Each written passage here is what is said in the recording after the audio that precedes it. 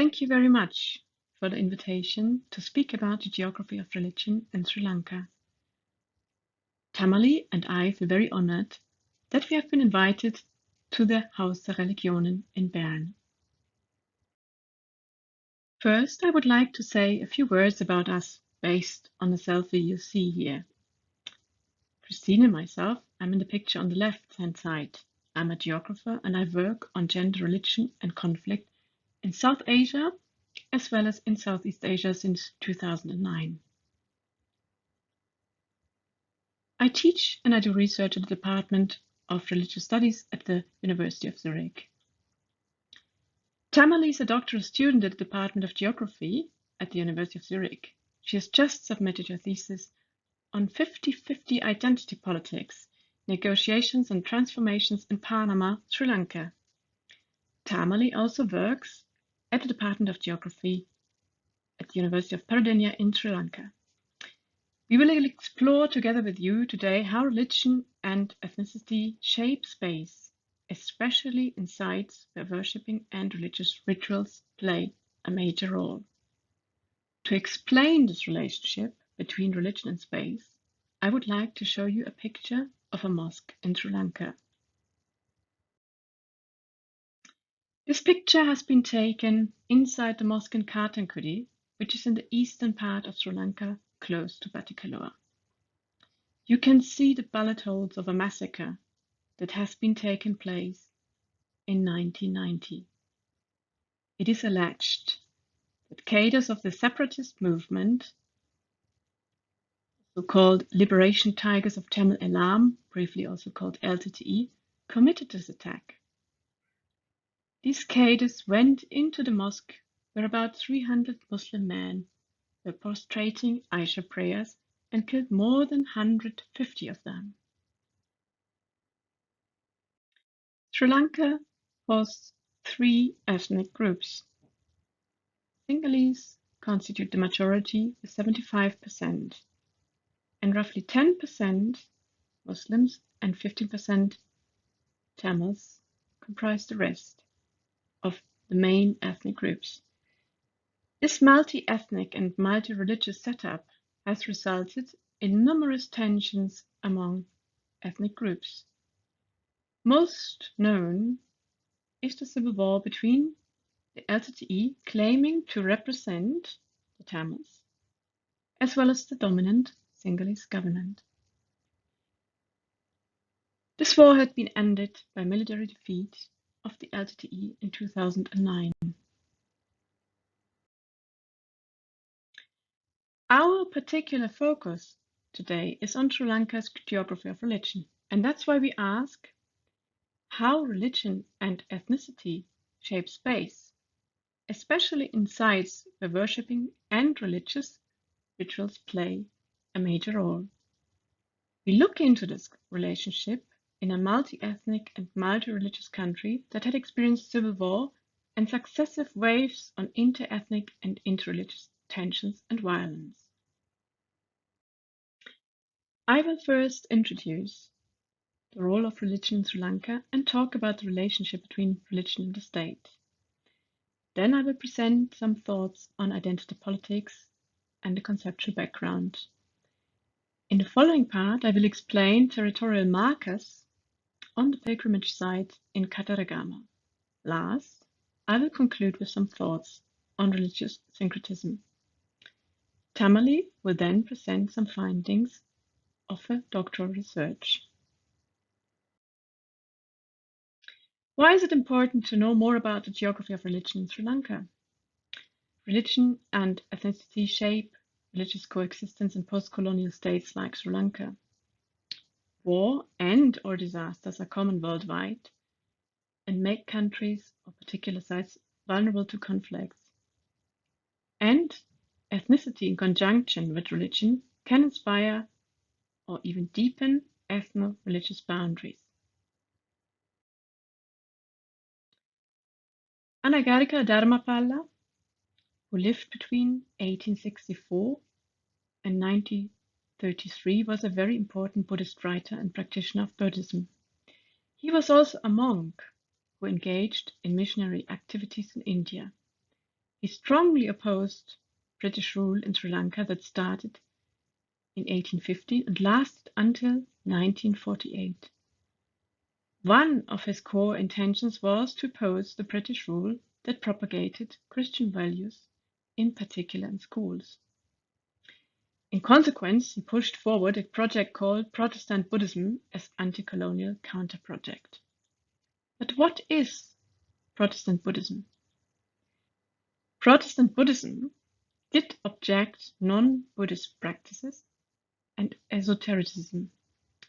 Instead, it included a simple lay conduct for Sinhalese middle class. It also propagated sexual morality and an etiquette for family life. It was a kind of recipe for an easy-going way to adhere to Buddhism. At the same time, it was strongly connected with the idea to turn Sri Lanka into a predominantly Buddhist state in order to resist a colonial Christian project. But this counter-colonial project also builds on a dichotomy that Tambia framed as follows. On one side, there was a religion as a moral practice. On the other side, there was religion as cultural and political possession.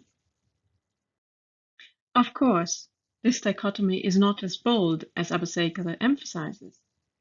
Abhisekara stresses in his book Colors of the Robe the importance of differences of Buddhist practices performed by different actors.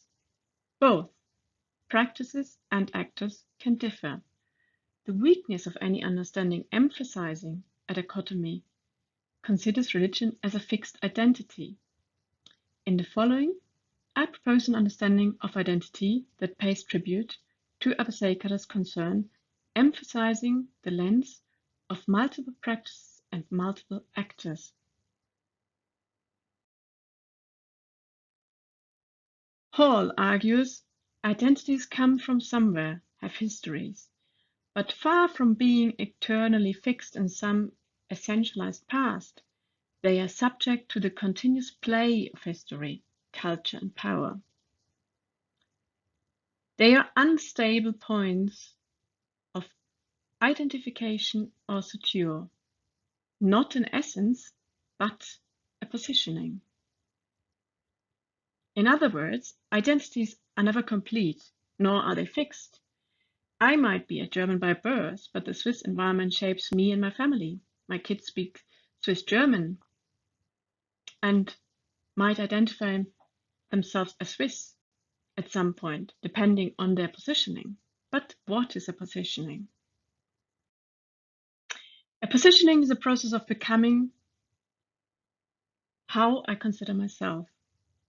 Positioning is not a fixed entity, but rather taking into account the histories that are powerful. You might also think here of Tamali, who has grown up in Kandy, practicing Buddhism. Here in Switzerland, this part of her upbringing might not play out in conversations with Swiss colleagues, but she might be asked where she comes from in conversations with Sri Lankan colleagues. To expand this, Tamali, for example, just a fictive case now, some people might even ask her where she goes to pray, to understand to which segment of the Buddhist practitioners she belongs to. Appadurai would call such a question as attempt for purity. Purity means here religious practice, and whether this complies with the proper conduct of Tamali's religious practice.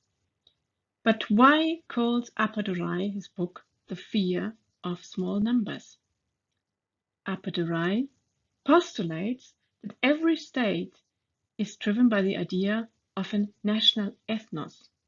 We could say, for example, in Switzerland, the principle of seeking consensus is such a national ethnos. Or France adheres to the principle of liberté, égalité, et fraternité. These principles are often slogans that can be filled with life by political parties or other political actors.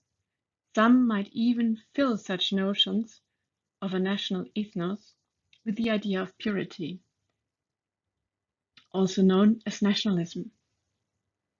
Nationalism is connected with the idea of purity and claims superiority to other ethnic groups, especially to minorities. Appadurai argues that minorities threaten the idea of a pure majority that grounds on one national ethnos. Instead, Appadurai says that minorities threaten the idea of a pure state. In turn, minorities become a site of rage. But still, we want to know when rage turns into a genocidal project. Here, Appadurai suggests that the strength of political actors is decisive. In consequence, there might be illiberal ideas floating around, but these ideas are not representative to a majority. Plus, Appadurai reminds us positively that we learn from history.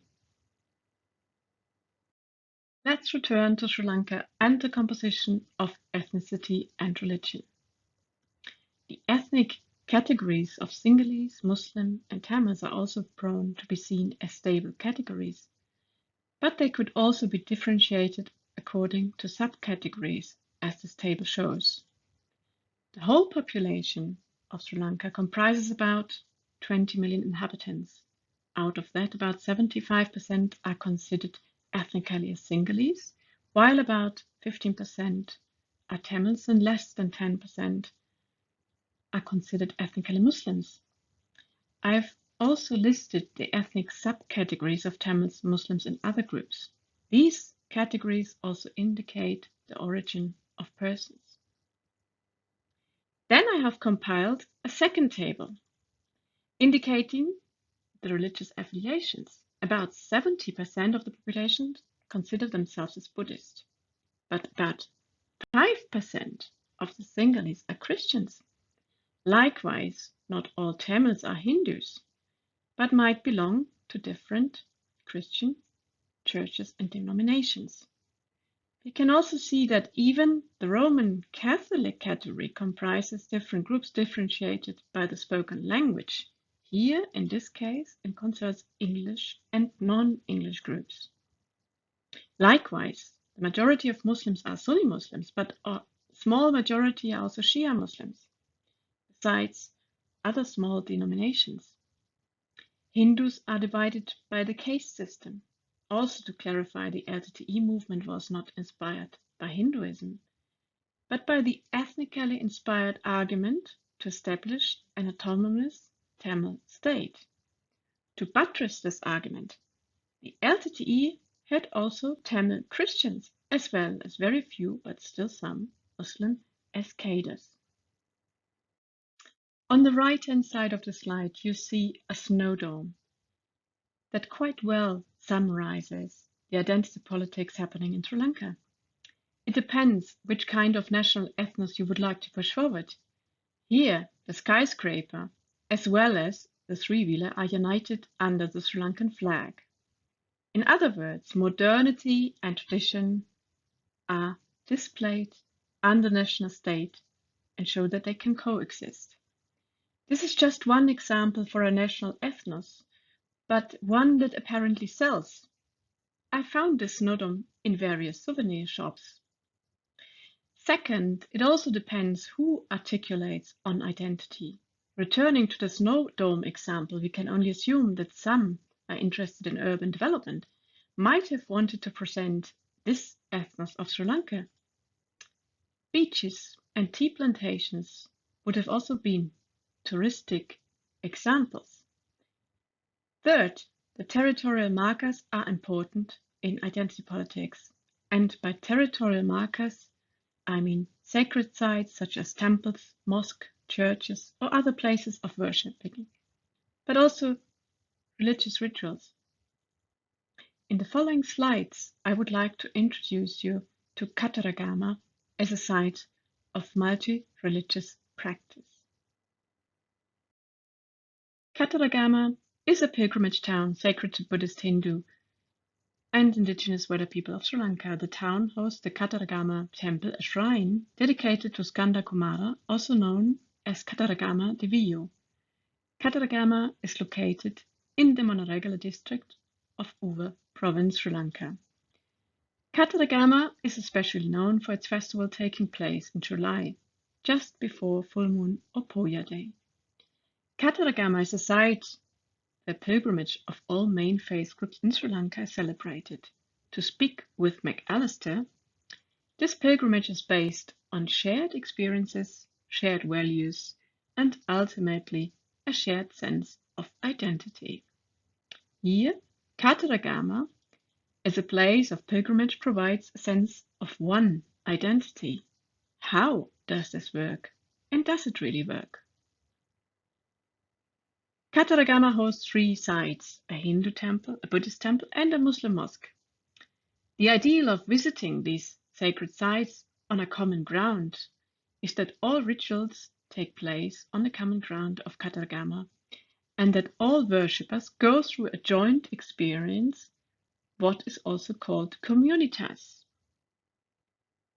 In Pfaffenberger, one community. In the next slide, I highlight the role of the mosque in Kataragama. Here you see the mosque of Kataragama. It is not known when the mosque was built, but because the building is mentioned in some writings, it can be said that it was established latest in the 1870s.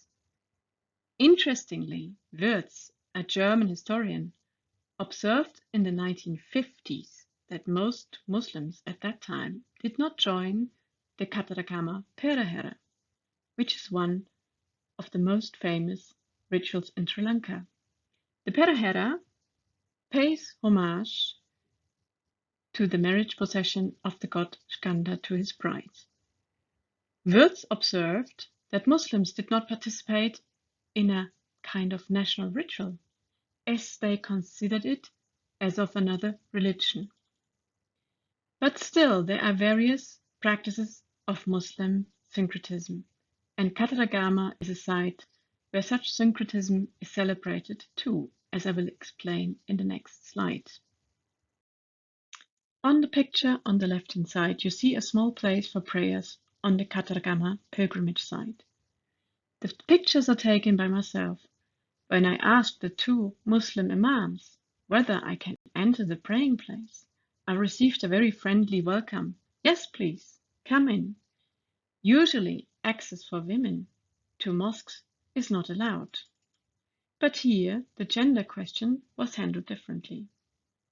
This place for prayers has white capitals with golden elements that are common in Hindu and Buddhist temples, but usually not in Muslim sacred sites. You can also identify inscriptions in Arabic in this room. Then you see on the right side of this picture a little prayer place. It seems to be a little corner a bit set back and separated from the main room. You can identify with more details in the picture this small little corner in the right-hand side. In this picture on the right-hand side, you might identify various toys and a baby bed. Why are they here? These toys are symbols in support for fertility. If you experienced difficulties with fertility, then pilgrims come to this place and pray for their fertility. Likewise, the oil lamps that are standing in front are very common among Hindus and Buddhists. Hindu and Buddhist oil lamps usually have a hen on top. Here it is the star and the moon, a symbol of Islam. Also, the garlands hanging on the left-hand side of the picture are usually common in Hindu and Buddhist ceremonies. Instead, the oil lamps are decorated with green and white stripes, the color of Islam. Pfaffenberger in his writings in 1979, considered this syncretism with a careful analysis. In his view, much of the ceremonies were rather performed together than really experienced in a community, a communitas. Of course, experiencing such rituals together might result in more harmony and unity, but Pfaffenberger has doubts whether the effect in everyday life really trickles down. He rather expected that the orthodoxy existing in these various groups might harden the boundaries. The German historian Wurz described that Muslims did not participate in the festivities of Hindus and Buddhists, but participated in the rituals related to the mosque solely. Today, those who consider themselves as Sufi in Sri Lanka face hard criticism or even violence of their fellow Muslims. Sufis practice an Islam that adopts mediation and other religious practices from Hindus. But Islamist groups criticize this religious syncretism. They want to purify Islam. You might remember the Sunday Easter attacks that happened in 2019. Muslim extremists threw bombs on churches and hotels. More than 100 people died. The attackers came from a place in eastern Sri Lanka called Kartankudi. This is the place that I showed you in the beginning. Here is the mosque that was attacked by the LTTE in 1990. Since 2000, Kartankudi experienced conflict and tension within Muslims. Sufi imams were criticized and even excommunicated on the premise that they would not conform to proper Islam. This was a fight over purity inside Islam. I would like to conclude. Sri Lanka has a long history of religious syncretism, and Kataragama is a famous site where this syncretism is celebrated. But in everyday religious practice, such religious syncretism is increasingly challenged by the desire to purify religion, to erect a boundary towards the religious other, rather than to seek inspiration from it. In her talk, Tamali will show us an example of religious syncretism that is still living on today in Sri Lanka. Thank you for your attention.